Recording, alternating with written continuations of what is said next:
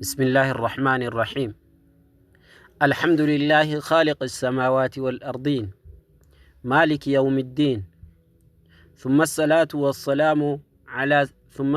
والسلام على نبينا محمد أشرف المرسلين وعلى آله وصحبه أجمعين ومن تبعهم بإحسان إلى يوم الدين. وبعد برنوتك إنك أبي وكان قاعدة نورانية وكان حروف dubbisa barataa jirru dubbisa afaan arabaa yookaan haal duree qur'aanaa haala mijeessaa jirru irratti darsii saglaffaa qaa'idaa nuuraaniyyaa irra geenne.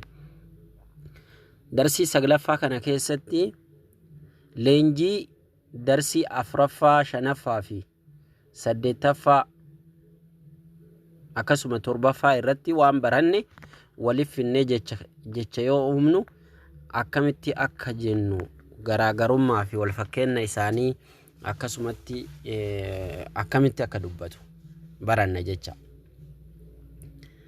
Darsii kana keessa wanni haarofni kama dur baranne ta'ee wanni haaraya fakkaatu as jiru waan diddiimaa kana. Waan diimaa kanniin. Waan diimaa kana as dura barannee jirrallee mallattoo maddii zaa'idaati kun. Ka gubbarra jiru kun mallattoo maddii zaa'idaati. Maddii zaa'idaa jechuun maddii baay'ee dheeressinu jecha. Maddiin gosa lama jira jennee darsii sadaffaa irratti barannee maddii xabiiciitii fi zaa'ida jenne.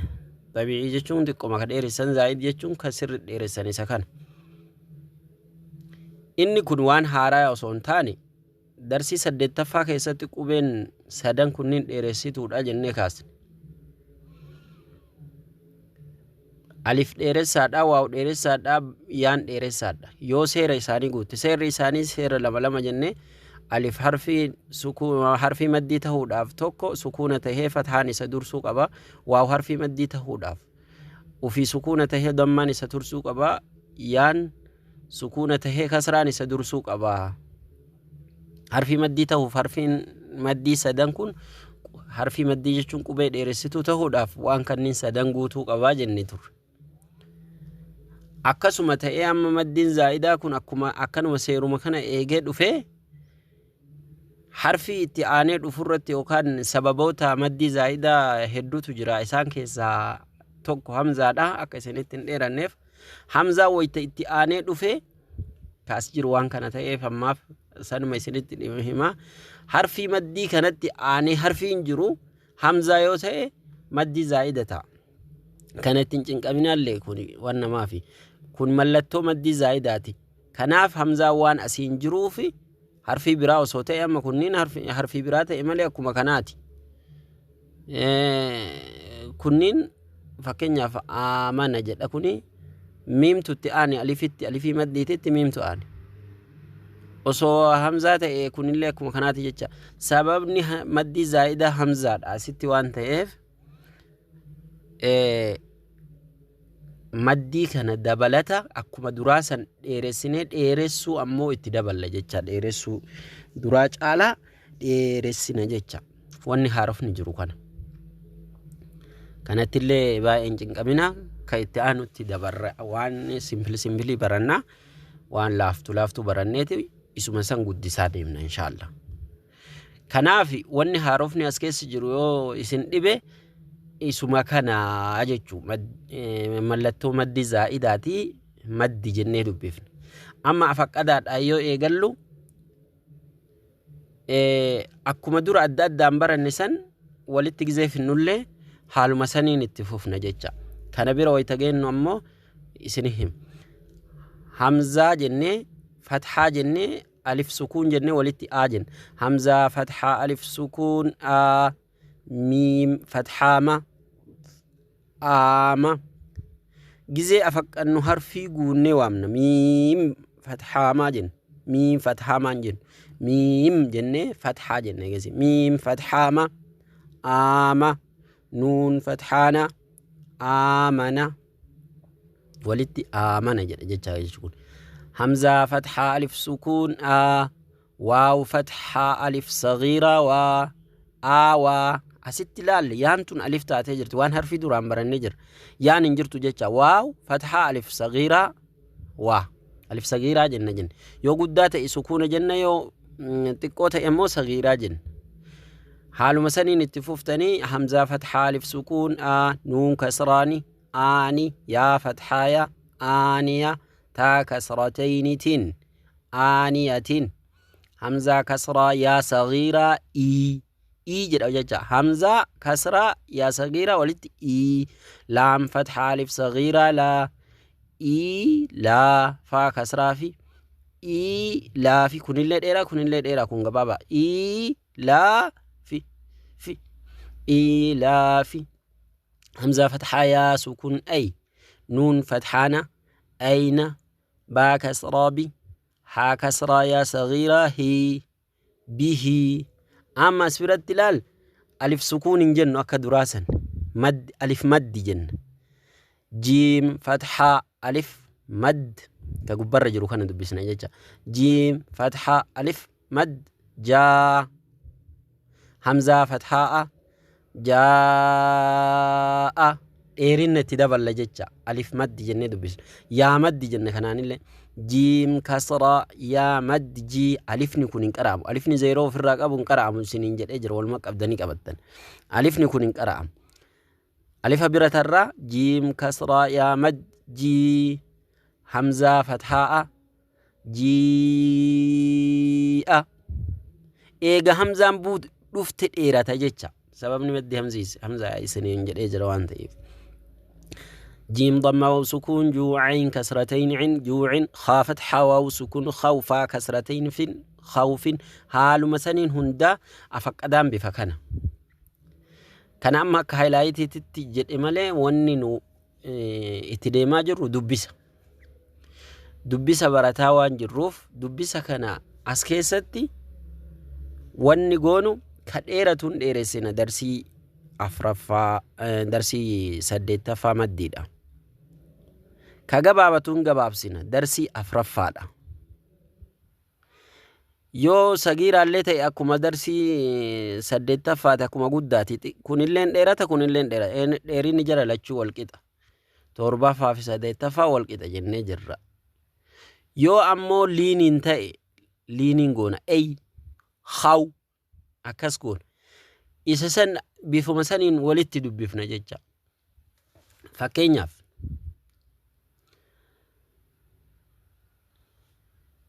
kumitau jenne kana wal fakkaatee kunniin lama wal fakkaata kunniin lamaan dheeraadha kuni adda jecha fakkeenyaaf kunniin walitti yoo dhufe kumitau jedha osoo fakkeenyaaf kana amma kunummaan hin jira fakkeenyaaf kuni qaa jedha kuni luu jedha walitti jecha ta'a qaaluu amma asuma keessa jira kun darsima kana keessa injirusa tole qaala jedha kuni qaaluulleen jiraachuu baatu qaaluun hin jira jecha as keessa illee jiraachuu baatu qaala akkam ta'e qaa laamii tana alifni yoo irraa hafe gabaabduu taatii miree qaala darsima kanniin walitti fidanii jecha godhan jecha fakkeenyaaf amma wanni dura hubachuu qabdan darsiin afraffaan hin gabaabataadha gabaabnisnee sagalee gabaabaa kenninaaf dubbisa akka afaan oromootti dubbachiiftuu takka jecha fathaan akka a kasraan akka i dhammaan akka u kana ammoo nuunii sukuunaa irratti finna kanaaf kana garaagarummaa isaan beeytan buman kana eega beeyne booda kuni akkuma darsii saddeettaffaa maddiiti jenne dheeressuudha dalagaan isaa xiqqaa ta'e malee akkuma kanaati asitti ammoo waawii fi yaa dubbifnaa jenne isa kanni waliif finnee jecha uumna jecha fakkeenyaaf kuni aa jedhee dheerata kuni mana gunni lama mana jedha jecha mana kana dheeressinee itti daballe aa mana kuni dheeraa kunillee dheeraa lamaan walqixa waa fakkeenyaaf aa jenne dheeressite ne nuuni fi yaan gabaabsina taa ammoo tin jenna nuuniin itti dabal aaniyatin irra butanaa itti dabal jecha kunniin amma kunillee dheeraa ilaafi faan gabaabdu jecha kana amma liin ay jenna akka asitti yaw yey jennu kana asitti أي جن أي أو جنامرة أي نا أي نا به هانين ديرات بانين قبابت به كان أما سر ديرسن جاء جيء جو كان ديرسن باء جوع خوف خير داود ذلك رضوا شاء مالك شيء طغى طغوا طيرا عاد على عين فيه قال قول كان كيدا كيف لوح ليس مالا نارا ماء ويل يوم يره حاسد حافظ دافق شاهد عابد حال مسنين هندسا جيسنا عائلا غاسق ناصر والد أعوذ أكيد يخاف يداه يقال ترابا حسابا سباتا سراجا سلام شدادا شرابا صوابا طعام عذاب عطاء غثاء حال مسنين هندي ساقا جيسنا ججا كناف درسين ساقلفان ولد رفينس درسي كنينيتي كناف واني هندو حق أكما دور اللي سنة دام واني حق أما براتاجر جلق أبا واني بيكوك أبداني سنبراتشو داف جلق أبا واني بيكوك أبدان قبي هندي سا akkaataa inni itti barreeffamuun beekuudha. Achi booda darsii afraffaa sirriitti qabatta taanaan dalagaa fathaa, dalagaa kasraa, dalagaa dammaa sirriitti beekta taanaan kuuwwan isarratti ijaarama. Haga ammaa wanni argita. Waanuma lamaan kana beeknaan kuun isarratti waanuma xiqqoo wayii dabalu. Darsiin afraffaan baay'ee murteessaa isiniin jedhee jira.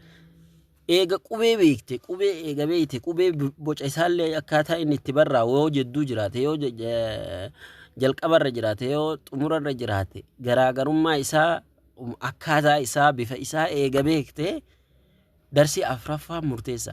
Darsii afraffaa kana eega beekte wanni achi booda isarratti hidhama. Bakka isa beekte taana dalagaa fathaa kasraa hin beektu jennaan achi booda wanni ati barattu hin jiru. Kanaaf viidiyoo isa duraa osoo laalin kanatti hin tarinaa wanni hin jiruuf sa'aatii keessan illee hin fixxan. Homaanillee keessan galtan. Wanni wahii bu'uurarraa yoo buqqifte siifillee salphata siifillee sa'aatii gabaabsa haaluma saniin barattan jecha. Mee fakkeenyaaf amma darsii afraffaa kana namni hubate asitti darsii shanaffaa kana keessatti naa bichaa itti dabalan naa sukuunaa irra butanaa qofa itti dabala bakni wanni biraa jira hin jiru kana keessatti wanni barattan akkuma darsii afraffaa asitti ammoo darsii torbaffaa kana keessa dheeressuu bichaa itti dabaltan akkuma darsii saddeettaffaa kanaa jecha dheeressuudha dheeressuu fathaamaaf kasraa dammaa sanniin dheeressuu bichaadha asitti ammoo isarra irkiftanii harfii biraa irra butan biraa itti fiddanii waawii finaa yaa itti fiddanii dubbisuu jechaadha kun homaan jiru kanumatu walitti dhufee darsii saglaffaallee wanni amma haasaa jiruuf darsii saglaffaallee kanumatu walitti dhufee jecha tokko uume jecha uumuu barataa jirra jecha eegasi himattarra haaluma saniin kana sirritti qabattanii isa duraa laaltan malee kanatti hin dabrina kanallee caqastee homaa duuba deebiteellee sa'aatii mafixuutaa jecha jalqabarraa harfirraa no amma waan hamma sitti dubbataa hin jirre ka dura dabarsine hedduutu jira garuu namni san qabu kanaan hin deema haalli inshallah isinii mijataa barakallahu fiikum haala saniin baradha hanqina jiru walumaa guutaa itti fufna eegasi wayta kana gadi geessine wantoota garii fakkeenyaaf lafdhii bicha addatti isinii waraabuu danda'a faqadaa bicha addatti isinii waraabuu danda'a suni rakkoon qabu amma isin yaadaan sirritti hubattanii na waliin yoo deemtan baay'ee gareedata kana amma darsii sarara sadi hinillee dubbiftanii barattanii haaluma isinii mijateen sirritti qaraatanii haga asitti fixxanii dhuftan kana booda wanni nu hafu waanuma lama qofa wanni nu hafu asirraa qur'aana dubbisuudhaaf wanni nu hafu waanuma lama qofa kaan illee ganaa itti daballaa wantoota ahkaamaa wal qabatan suutaan itti dhufna garuu amma akka dubbisaaf dubbachiiftu waan sila akka afaan oromootitti dubbisaaf nama gargaaru keessaa wanni hafe waanuma lama qofa sukuunaaf shaddaa qofa sanillee itti dhufnee hin baranna leenjii isaa yookaan gilgaala isaallee hin hojjanna haala nuu mijate hundaan itti fufna barakallahu fiikum irratti hirmaadhaa akkasuma nama qur'aana hin qara'in bara dheeraa qur'aana irraa fagaate كوتو على مسلمان برتاي نمني كين أمو وانو ما في حركة ساجر وكان برتشو دبي الرا عقبة جتة بارك الله فيكم نمني إسني قالوا أبي واني أنا ما أسرت يا سو ترتيبك لالتني إسني قالوا أبي نما سيجار قارو سيبر باج سواء أنت إف نبير اللي رفت برتشو يو كان بكبر اللي دمت برتشو دندتا برم سر كلها أنت إنا زمانك كانت زمان وني هندي مجتات هالي هندي مجتات كانت برم سر بدني وفين آلتنا أتي وني أتي نما قد تاتو في جرونا وني أتي يونا من صلاة جدني درسي باسا قرآن قرأون بيهني في جرو يو كانتي نمني مسجد وني أتي تيتو في جرو قرآن قرأو دندتا رمضان في الرافع يدمو دندتا جزي كان اللي قرآن قرأو دندتا إلمان كان كبرسيسو دندتا ون هندوس مجال هندو بنادا بارك الله فيكم والرولين فول رد ربنا وتاسسوا السلام عليكم ورحمة الله وبركاته